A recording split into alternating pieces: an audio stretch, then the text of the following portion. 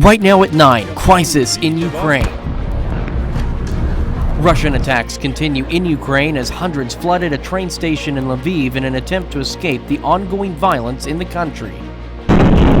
Kyiv's mayor saying civilians were killed in an attack. Meanwhile, at home, a rally in Washington Sunday to support the Ukrainian people and call for stronger sanctions against Russia as Russia escalates tensions. Russian President Vladimir Putin ordering his military to ready their nuclear arsenal, a move that could dramatically escalate the conflict here in Ukraine. I'm Trey Yanks in Kyiv. I've got the details coming up. The 4 states' most watched news starts now. Thank you for joining us tonight. I'm Chris Warner. We begin our special coverage of the crisis in Ukraine tonight as anti-war protests continue across Russia as the country's military offensive rages on in Ukraine. Demonstrators took to the streets in several Russian cities today, including Vladivostok and Irkutsk. Some protesters carrying anti-war banners were hauled away by police. Dozens of demonstrators were arrested across Russia amid growing anti-war sentiment. Pro-Ukraine protests are also taking place around the world to denounce Russia's assault on its neighbor and call for an end to the bloodshed. Protests over Russia's invasion of Ukraine continuing to build in Russia, and this as more Russians began speaking out against those attacks on Ukraine, with the presence of Ukrainian flags appearing in a protest in St. Petersburg, Russia's second largest city. Small protests also resumed in Moscow, where police were ready to take away protesters and put them on transport vehicles to await their legal fate. In some communities, police detained 50 people who protested the military operation, with authorities threatening to block media. One Human Rights Monitor says at least 460 people have been arrested so far. A massive show of support in Germany for the people of Ukraine. About 100,000 people lined the streets of Berlin for a solidarity rally on Sunday. Many people waved yellow and blue Ukrainian flags and held up banners saying "Stop Putin" and "Stand with Ukraine." Anti-war protests are taking place around the world to denounce Russia's assault on its neighbor and, of course, calling for an end to the bloodshed. Tens of thousands of Ukrainian civilians are fleeing the country as the Russian invasion continues. Hundreds of people flooded the Lviv train station today in an attempt to flee the ongoing violence in Ukraine. Videos show a mass exodus at the city's railway station near the Polish border. United Nations Refugee Agency says at least 360,000 people fled Ukraine into Poland and other neighboring countries. The agency says up to 4 million Ukrainians could flee if the situation deteriorates further. Russia appeared to be putting diplomacy back on the table today after its military invasion of Ukraine has so far not gone as well as it hoped. Russian President Vladimir Putin, however, is now also threatening another strategy, the nuclear option. Fox News correspondent Trey Yanks has the latest from Kyiv, Ukraine. A development that might have seemed unlikely just a few days ago. Russia and Ukraine agreeing to talks at the Belarusian border. We are going there to listen, and we are going there to say what we think of this war and Russia's actions. Ukrainian forces so far are putting up a fierce fight, faring far better than expected in fending off Russia's invasion. 4 days into the fighting, Russian troops have failed to take any major cities in Ukraine. Vladimir Putin expected an easy win here. He thought he would waltz into the capital, into Kyiv, and he would overthrow this government and might even be welcomed as a liberator. And of course, the reality has been something quite different. Russia claims its assault is aimed only at military targets, but bridges, schools, and neighborhoods have all been hit. More than 350,000 Ukrainians have fled the country since fighting began. The UN estimates the conflict could produce as many as 4 million refugees. Meanwhile, Putin is ordering his military command to put its nuclear deterrent on high alert in response to what he called aggressive statements from NATO member countries. The White House calling that a baseless accusation. This is really a pattern that we've seen from President Putin through the course of this conflict, which is manufacturing threats that don't exist in order to justify further aggression. U.S. defense officials have not disclosed the state of their own nuclear readiness, only saying they're prepared at all times to defend the homeland. In Kyiv, Trey Yanks, Fox News. Back home, the weather certainly turning much nicer. Nick Kelly joining us. Yeah, certainly nicer, Chris. Temperatures continuing to respond nicely with plenty of sunshine to wrap up the final week in the February. And again, the numbers, they don't lie. After a cold start around 19, 20 degrees this morning, a high of 52 degrees, back closer to our normal high of 54 late in the month of February, pardon me. Nothing out there once again on the Skywatch storm tracker in terms of the radar network, and not much in the way of cloud cover either. And at first glimpse, don't see a lot happening out to our immediate west. But temperatures right now are in the upper 30s to near 40. We would be looking at a rather cold night once again, but a south wind in play only allows us to drop back near 30. And a quick wave upstairs for tomorrow might bring some partly to mostly sunny skies for tomorrow. But Chris, that doesn't stop us from topping out near 60 tomorrow at the very least. Mild for the start of March coming up. We'll break down the forecast here in a bit. All right, Nick, thank you. Members of an independent ministry in Joplin held a rally and support drive for the People's Convoy, making its way across the United States. The rally was held at 4 State Trucks in Joplin near Exit 4 on I-44. The group is wanting to join the truckers in the convoy standing up to government overreach during the pandemic. We don't know a great deal about the convoy. Our position is that we're Christians that are concerned with our freedom and wanting to remind those that we've elected that the Constitution is a document that's extremely important for the future of our children and grandchildren. So we're an independent ministry and would like to travel with them to be a support prayerfully and otherwise. Now, Williams says the ministry plans to travel with the convoy and support its cause. And now more on the People's Convoy. They've been traveling from California since last week and are arriving in Veneta tonight. KOAM's Shannon Becker has more. Yeah, thanks. We're on an overpass of I-44 Will Rogers Turnpike. We're just to the west of Big Cabin in Veneta, where a crowd of locals have gathered here on Southeast 330 Road. Most that we talked to here on this bridge are families, and they're just excited to see such an event coming through their area. Sheriff Heath Winfrey of Craig County states that there are about 1,000 trucks, he believes, that will be staying in Big Cabin tonight, overnight. Organizers estimate it's a much larger group, but that's what they're planning for.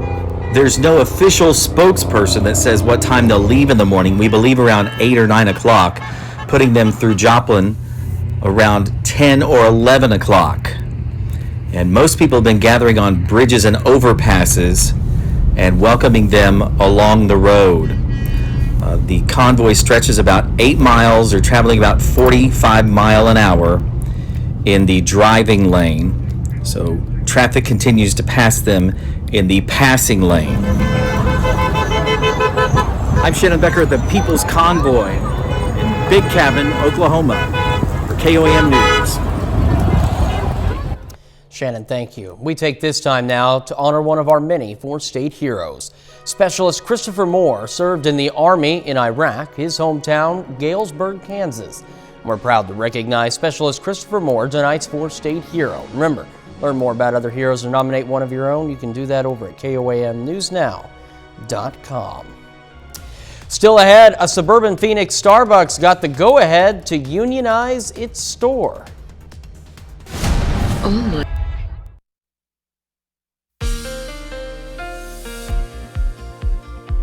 We kept things nice and quiet again today. A nice way to wrap up the final weekend of February, not to mention temperatures getting closer to normal for this time of the year after we started with temperatures back near 20 yesterday morning. We got at least into lower to middle 40s.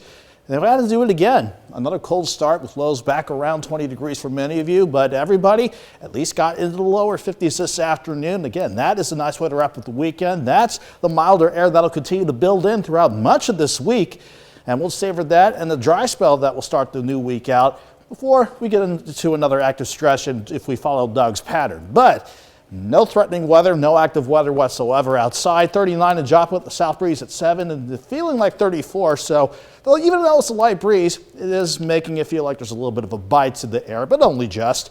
Everybody, though, mainly mid to upper 30s. Some of us still trying to hold on near 40 degrees at 9:12 on this Sunday night.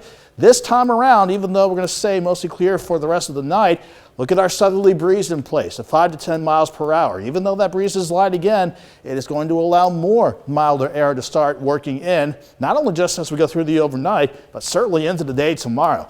Nothing happening across the four-state region overall thanks to high pressure right over Dallas. That's what's keeping us quiet and bringing that southerly breeze back into action. Aside from not a lot to show on the surface map out to the west, there is one weak wave trotting right around the building upper level ridge. This guy might try to bring some afternoon clouds our way for tomorrow, but that is really just about it in the short term, if you want to call partly sunny skies threatening weather. But we are looking good as we go through the rest of the night. Mostly clear skies. You can begin to see hints of that cloud cover trying to build out in central Kansas by sunrise, but we'll still call it, in general, mostly clear around here with overnight lows dropping back near 30. Light south breeze at 5 to 10. Going throughout the day tomorrow, mostly sunny during the morning. Then I think we'll see some of the cloud cover building out west of that wave passing by. So we'll just call it partly sunny by noon and tomorrow afternoon. But despite that, that southwest wind of 5 to 15 will push us near 55 and jumping by the noon hour. Highs around 60. Most of us either around 60 or in the lower 60s. So we will trend warmer despite some partly sunny skies that will try to come our way as we go into Monday afternoon. Like the other night, we'll just go through the jet stream setup as we break down the future track for the rest of the week. The jets back to the north on Tuesday, mostly sunny skies. We'll plan on highs in the upper 60s for the first day of March. Lower 70s, and we'll take it for Wednesday and Thursday with the jet certainly to the north of the region still. But then our focus, getting back into Doug's active stretch in the pattern, that comes back into play on Friday. I think much of the day Friday will be dry, but we'll watch for some showers Friday late in the day, Friday evening, and then we'll have to see how these lows pass on by. But with this setup, we certainly cannot rule out some showers and thunderstorm chances Saturday and Sunday in particular. We got plenty of time to see how those finer details play out. Then we got plenty of time to watch them while we stay quiet throughout much of this week. 60 tomorrow, 68 Tuesday, near 70 Wednesday and Thursday. Even as those rain chances try to return by the weekend, Chris, in general, staying pretty mild as we go into next weekend. Yeah, I mean, it is a nice taste of spring that we're going to get here in the next few days. Yeah, and so far, March wants to start off like a lamb, and hopefully it'll end like a lamb. Hopefully going so. against saying. That's true, and unfortunately, so we know it's probably going to be one or the other here. Yeah. Nick, thank you so much. Up next, Delta Airlines suspended an agreement with one Russian airline as a result of Moscow's invasion of Ukraine. Temperatures in the...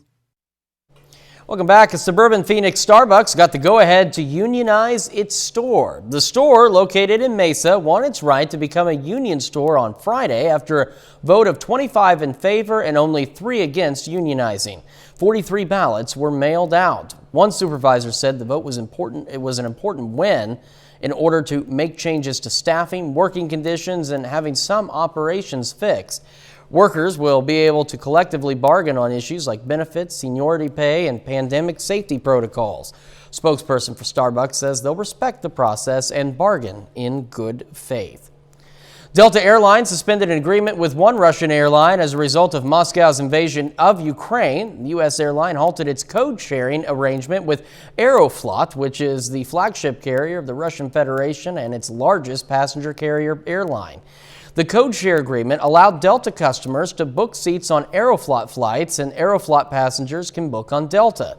Both are members of the SkyTeam Alliance. In 2019, the United States was the second largest revenue generator by country for Aeroflot, according to OAG Aviation worldwide. The largest Burger King franchisor in the world is shrinking the number of items in one menu order. The Carroll's Group is dropping the 10-piece chicken nugget order down to 8 nuggets. The group's executives say the changes are necessary because of price hikes throughout the BK supply chain as well as higher labor costs. The group operates more than 1,000 Burger Kings. For now, it's the only BK franchisor reducing chicken nuggets downward. Company-wide, all Whoppers are no longer on a core discount platform.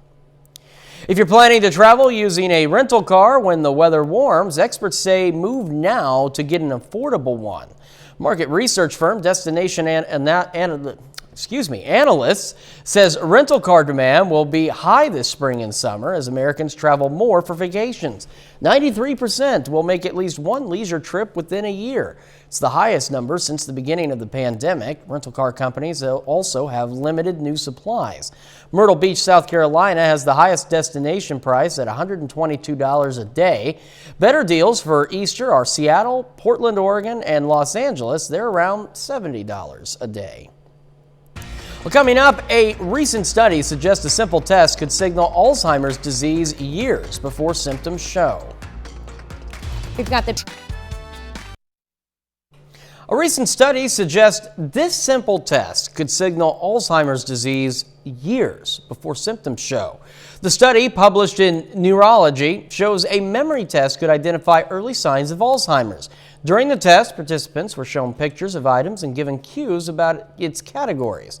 Participants were then placed into 5 groups according to their test scores, with those in lower numbers showing little to moderate cognitive decline and those in higher groups showing increasing problems with memory. Researchers say this simple test could not only improve our ability to detect cognitive decline, but it could do so without expensive or invasive procedures. A recent study found heart attack survivors are less likely to get Parkinson's disease later on. Research from a university in Denmark found people who suffered a heart attack were 20% less likely to develop the disease. Scientists studied the records of more than 100,000 survivors and found the risk is not increased following the cardiovascular disease. It found elderly men have a higher chance of developing the condition, while others who are more physically active are at lower risk. Factors like high cholesterol and blood pressure are linked to a lower risk of Parkinson's. We're wrapping up this half hour of the News at 9 with a special MLB ticket that fetched a hefty price at auction. commercial. A Jackie Robinson 47 debut ticket stub sells for a record $480,000. And a Michael Jordan 84 debut ticket fetches $468,000. The record for most expensive collectible sports ticket was set twice with Heritage Auctions early Sunday. Concurrently, a ticket stub from Jackie Robinson's 1947 debut with the Brooklyn Dodgers and a full ticket from Michael Jordan's 1984 debut with the Chicago Bulls, both graded by PSA or Professional Sports Authenticators, sold for those high dollar figures. The previous record for the most expensive collectible sports ticket was $264,000. It was a ticket stub from Jordan's NBA debut. The same game, albeit a checked ticket, is now the third most expensive collectible sports ticket ever. We got 30 more minutes of news, weather, and sports headed your way. Up first, 3 firefighters were hurt in California when their truck crashed into an apartment complex. Plus, a rally to remember when a Russian opposition leader was killed. And the British energy giant BP has announced it's offloading its stake in Rosneft, a Russian-controlled oil company. Welcome back. 3 firefighters were hurt in California when their truck crashed into an apartment complex. Max Darrow reports. This is the scene here at Perkins and Grand in Oakland. As you can see behind us, an Oakland Fire ladder truck got lodged into this building after having to swerve out of the way to avoid hitting another vehicle. We're told 3 firefighters were hurt, but they're expected to be okay. Another crazy day in Oakland. Talk about surreal. David Pillar stared intently and astonished as Oakland firefighters, police, and other crews assessed the situation. I hope everybody's okay. Just before 1 o'clock on Saturday afternoon, Oakland firefighters headed out to a 911 call. They were traveling on Grand Avenue, responding code 3, which is lights and sirens, to a reported structure fire. Investigators say another driver cut the firefighters off. The ladder truck driver had to swerve out of the way and crashed into this building. 3 of the 5 firefighters on board had to be taken to the hospital with moderate injuries. Hopefully that everybody's okay. That's what we're hoping for. Fawaz Malav lives in one of the 21 units in the building. It was a pretty scary sight because I thought the building was going to start falling. This side of the building took the brunt of the damage, and investigators say there was flooding damage in the basement. The structure should be okay. However, for those who live there, we have a complete gas and electric shutoff to the building, so all people are displaced at this time, and Red Cross is working with all of them. Worst comes to worst, I'll either stay with my cousin or get a motel room somewhere. Shouldn't be that big of a deal, but hopefully we can get it resolved tonight because I'm sure there's a lot of people who don't have my options. Despite this being a busy intersection, nobody else was hurt. Oakland police are also investigating the incident. There are 3 traffic cameras at the intersection. The war in Ukraine continues 7 years to the day of the assassination of a Russian opposition leader. People gathered with signs outside the Russian embassy in Washington today to remember the day in 2015 when Russian opposition leader Boris Nemtsov was shot dead outside the Kremlin. Similar gatherings were happening in Russia, in the cities of Moscow and St. Petersburg, where people built makeshift memorials to Nemtsov, who back then was opposed to fighting in Ukraine. As far back as 2014, separatists supported by Russia were fighting with Ukrainian forces. British energy giant BP has announced it's offloading its stake in Rosneft, a Russian-controlled oil company. The stake totals almost 20%, and BP CEO Bernard Looney and former executive Bob Dudley are resigning from Rosneft's board effective immediately. BP has operated in Russia for more than 30 years, but BP officials say Russia's invasion of Ukraine represents what they're calling a fundamental change. Company officials say Russia's military action has forced BP to reevaluate its holding. Rosneft had contributed about a third of BP's oil and gas production. At least one person was killed and 13 others injured during a shooting at a Las Vegas hookah lounge early Saturday. Kay DeManchi spoke to some survivors about what happened and what they saw.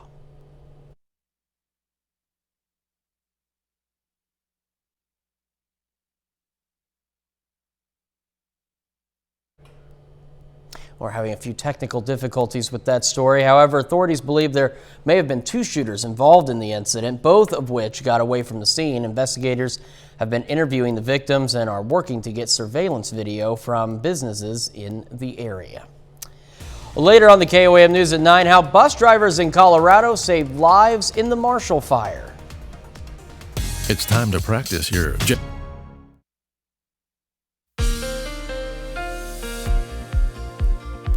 We've had a pretty good week, and again, it was well-deserved after we had to put up with our last winter storm back on that Wednesday and Thursday. That certainly gave us quite a bit of ice, mainly in the form of sleet, maybe a little snow, maybe a little bit of freezing rain. The big story after that, though, has been the big melt, with not only sunny skies aplenty throughout the weekend, not to mention the temperatures. Finally back above freezing yesterday with the highs at Joplin Regional around 42, 43 degrees. We had to take another dip back near 20 across much of the area this morning, but these numbers are more like it. We should be pushing the mid-50s to wrap up the month of February in terms of normal afternoon highs. Not too far from it today with a high of 52, 53, give or take, at least from Joplin's perspective. Thankfully, much of this week, tomorrow through Thursday, I'm seeing plenty of quiet skies lined up, partly to mostly sunny skies in general, and mainly mild temperatures for a good stretch of this week. So this is a pretty good way not only to wrap up February tomorrow,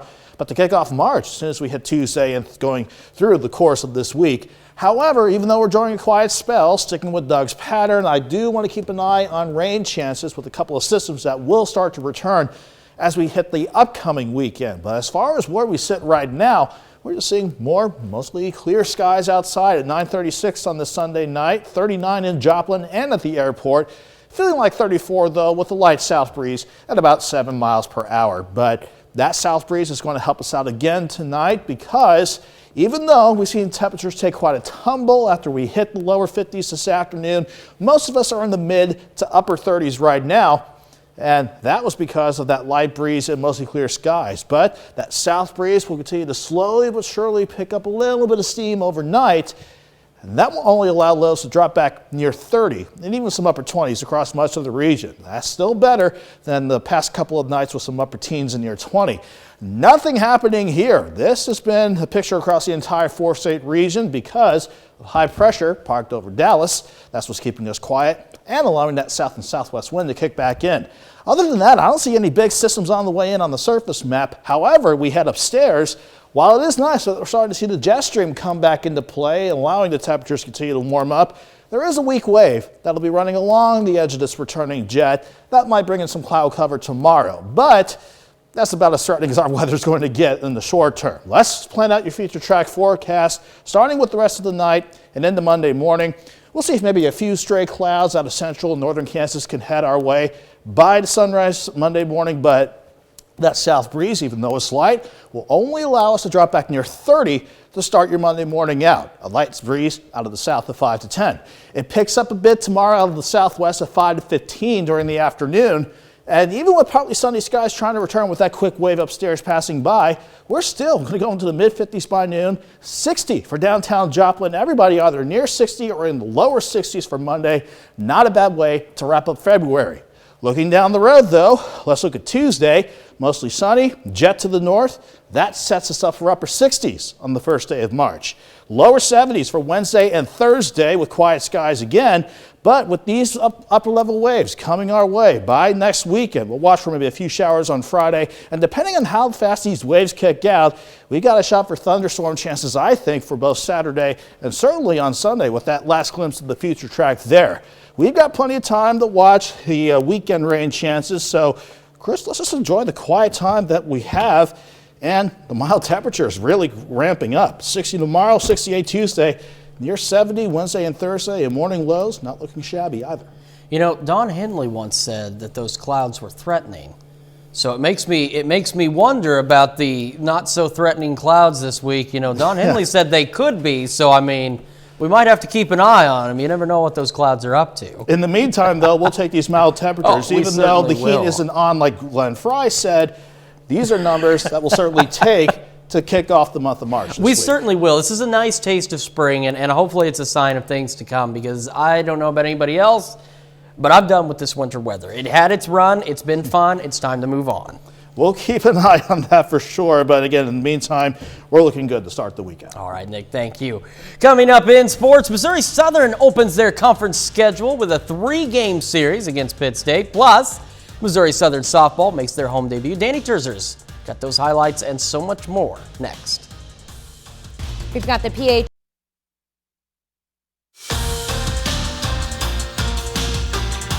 This is the Toyota Sunday Night Sports Feed. Missouri Southern has won their last 4 games and are a perfect 7-0 at home this season. The Lions return to Warren Turner Field today to begin a 3-game series. Southern hosting Pitt State for their MIAA opener. Caden Fowler in his first at-bat solo home run. That gives the Gorillas an early lead in the first. Bottom half, Southern takes the lead. Clay Milas pops it up to left, and it drops. Henry Kuziak scores. Third inning, PSU tacks on a few. First, it's Jordan Maxson. He gets it through the gap, and that allows Mason Hartman to score, tied at 2. Later in the same inning, 2 outs, Ryan Koval gets a double. Maxson comes across, and Garrett McGowan slides home 5-2 Gorillas. To the 4th now, 2-out single for Maxson, and that brings in 2 more. McGowan blasts a 3-run shot in the 9th. PSU wins Game 1, 10-4. In Game 2, Southern jumps out to a 4-0 lead after 1. Then Pitt State pours it on. The Gorillas score 7 runs in 3 separate innings. Pitt State blows out Southern 21-8. Jordan Maxson goes 5 for 6 at the plate with 3 RBI and 3 runs. The series will finish with a single game on Monday. In softball action, Southern hosts Maryville for their home opener today. In the first, Aaron Samelman gets a hit. Taylor Shinkler scores for the Saints. Next inning, Kara Amos gets her swinging for the final out. Amos strikes out 3 in the game. Here she is at bat, puts it in play. She beats the throw to first. 2 walks later, bases loaded for the Lions, but Maryville able to get the 3rd out. Still a 1-0 game. Lions doing well on defense. 5th inning here, Tori Frazier makes the catch on the run. And later, the Lions able to turn the double play, but that first inning proves costly. Southern falls 1-0. PSU softball playing in the Washburn Invitational this weekend. 2 games on the schedule today. The Gorillas drop Game 1 15-6. Kylie Boley and Keela Griffith both go 2 for 3 at the plate with a home run each. Pitt State got a shutout win in the following game, 6-0. Madison Zemansky 3 for 3 with 2 RBI. Hannah Harrison gets the win in the circle, striking out 7. The Gorillas play one final game tomorrow at noon. Today is the final day of the MIAA Indoor Championships in Maryville, Missouri, and Pittsburg State is bringing home some hardware. The men go back-to-back, winning their second straight indoor conference title. Individually, Braylon Brewer wins 2 events, the 200-meter and 400-meter dashes. Mason Strader takes first in the mile. LJ Kiner wins the triple jump, while Trey Mooney places first in the heptathlon. And Pitt State, the men's 4x400 meter relay team, gets the first place finish. The women also claim the MIAA indoor title. Christine Williams wins the 200 meter dash, and Kyla Davis takes first in the pole vault. The Labette County girls basketball team had a lot to celebrate on Friday. Labette beat Independence 42-22 and won their 5th straight SEK League title. A longtime head coach Christy Snyder was honored at the end of the game. It's her final season coaching the Grizzlies. It's hard to sum up. I'll probably get in trouble when I say that it's been a hell of a ride. I've had some fantastic kids and great kids that my kids were raised around, and they helped me raise my own kids. And we're a family, and I've just been blessed. It's hard, because it's really not my choice. I didn't probably go out the way I wanted to. But, these kids, I feel like I've touched a lot of lives, and, I've just been blessed. Big top 10 matchup in the Big 12 on Saturday. Kansas on the road at Baylor. Baylor in transition. Kendall Brown for the jam. Later, Ochai Agbaji throws down a dunk. 27 actually for Agbaji. He makes it a 1-point Jayhawk lead. 8 minutes to play. Brown drains the 3 from the top. And moments later, Bears get the steal on the other end. James Akinjo to Brown finishes with the nice layup. 3 minutes to go now. Matthew Mayer takes the pass, knocks down a 3. Bears up 6. And finally, Akinjo bucket and foul. Baylor wins this one 80-70. Well, if it's any consolation for Jayhawk fans, 7 of the top 10 teams went down on the same day, all on Saturday. That's the first time that's happened in college basketball history. We're back right after this. The Marshall Fire happened on December 30th. Families were home celebrating the holidays and enjoying winter break. Bus drivers for Boulder Valley School District, they were on break too. When the fire advanced, they paused their vacations and grabbed their keys, driving people away from danger. Mark Salinger has that story. It is very, very cold, and I'm shaking. Kids pray for snow days on mornings like this. And my fingers are really numb. Glenn Gray just hopes his heater works. The roads are icy, so we're taking a slow trip here. Even on the coldest days. Getting lighter, not warmer. Glenn's route, the wind's picked up, reminds him of the afternoon when fire replaced the snow. Part of the burn by Harper Lake. The day when his bus and so many others. Good morning, it is so cold out there. Were used for something other than taking kids to school. When we were driving up towards the fire, and the embers are hitting the bus, it's like nothing I've ever seen. As the Marshall Fire took over their town, Boulder Valley School District bus drivers paused their winter break vacations and grabbed their keys. The buses had enough room to evacuate hospitals and nursing homes in the path of the fire. Nobody really hesitated. I'm not going to admit that I wasn't scared. I was. We saw these big embers. They must have been about, over 12 inches, and they were blowing at us. You had embers underneath your bus, pelting your bus. Bus drivers like Jane Fastenaw, I can't believe we did that. Deal with a lot. Oh, the worst thing that's ever happened to me on a school bus before is a kid throwing up on the bus. That was gross. They all get it because they've been doing this for a long time. This has been 30 years. They'd never seen anything behind the wheel. No, never have. Like what they saw on December 30th. In other words, not really thinking that it was dangerous, knowing that it was, but not really thinking that it was dangerous. They are pictures of driving down East Colton with flames on either side.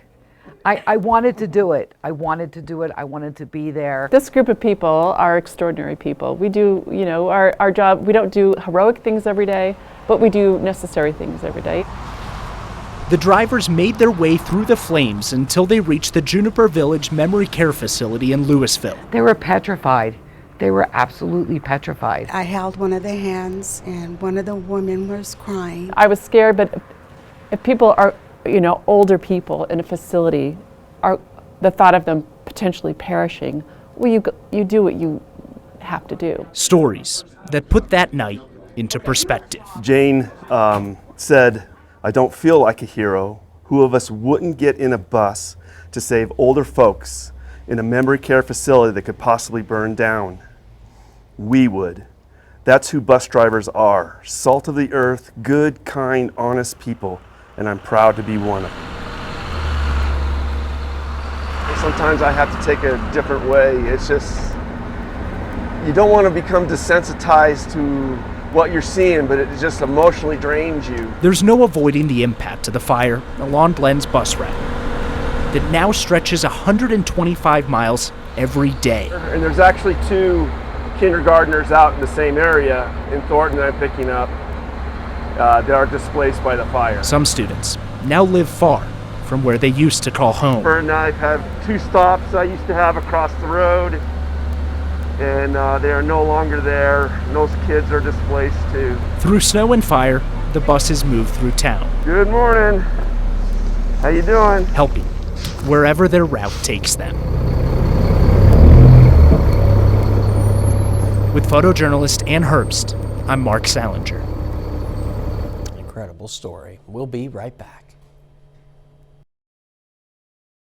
As is being proven, the Ukrainian people are brave, and so are their cats. At least, that's what one family in Lviv is saying. As Russian forces inch closer to the country's capital, many restaurants and businesses have closed their doors. But the owners of this cat cafe say they're not leaving Ukraine. 20 cats live at this family-owned business, fluffy, hairless, all shapes and sizes. These friendly felines could be seen taking naps, living out their 9 lives as though Friday was just another day in Ukraine. And despite the ongoing threat from Russia, the owner and his wife say they will remain in Lviv because they love their country and they love their pets. As we know, many people consider their pets to be just extended family members, if not direct family members. And of course, a crisis is no time to change that opinion or change that position. And folks in Ukraine are certainly proving that. That's our time for now. Thank you all so much for joining us. We'll have the Fox Morning News at 7 a.m. and we'll see you back here tomorrow night at 9. Thanks for making us part of your night.